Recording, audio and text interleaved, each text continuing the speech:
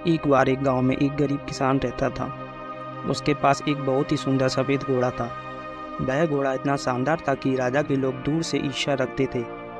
उस राज्य का राजा उस घोड़े की मुंह मांगी कीमत देने के लिए तैयार था, लेकिन वह किसान यह कहते हुए मना कर दिया कि मेरे लिए यहाँ सिर्फ घोड़ा नहीं बल्कि मेरे परिवार का एक सदस्य है और मैं अपने परिवार के सदस्य को बेच नहीं सकता।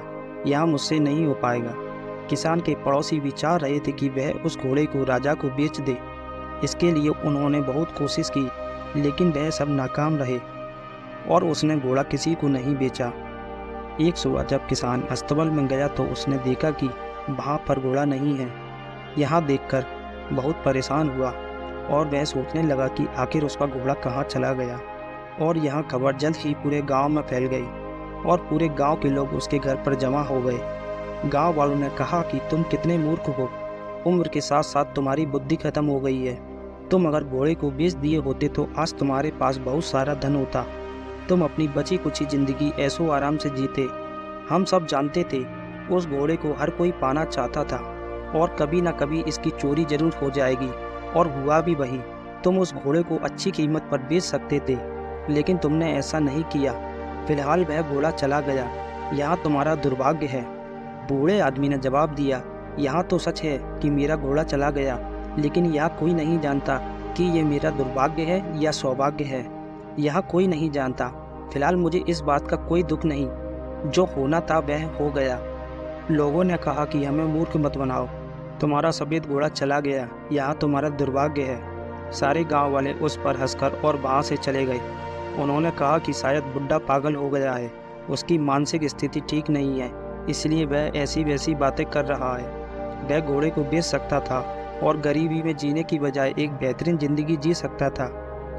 एक शाम जब किसान अपनी चारपाई पर निराश बैठा था, तभी उसने देखा कि एक घोड़ा उसके अस्तबल की तरफ दौड़ता हुआ चला आ रहा है और उसके पीछे 5 और घोड़े चले आ रहे हैं। नज़दीक पहुंचने पर उसने देखा कि यहाँ तो उसी का घोड़ा है और अपने साथ 5 और जंगली घोड़ों को लेकर आया है। यह बात पूरे गांव में आग की तरह फैल गई कि किसान का घोड़ा वापस आ गया और अपने साथ 5 और जंगली घोड़ों को लेकर आया है। सारे गांव वाले फिर से उसके घर पर इकट्ठा हुए और बोले, तुम सही थे, यहाँ तुम्हारा दुर्भाग्य नहीं बल्कि सौभाग्य था।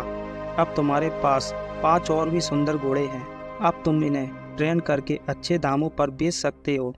किसान ने कहा, नहीं, ऐसी बात नहीं है।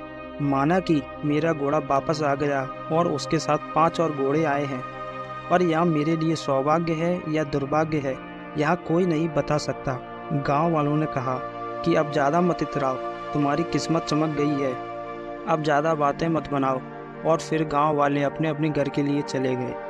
अब किसान के इकलौते बेटे ने जंगली घोड़ों को ट्रेनिंग देना शुरू कर दिया। अब एक दिन की बात है, जंगली घोड़ों को ट्रेनिंग के दौरान किसान का बेटा घोड़े से गिर जाता है और उसका पैर टूट जाता है। इस बात को सुनकर गांव के सभी लोग एक बार फिर से उसके घर पर इकट्ठा होते हैं और बोले, तुम सही कह रहे थे कि जंगली घोड़ों को आना तुम्हारे लिए सौभाग्य नहीं था बल्कि दुर्भाग्य था।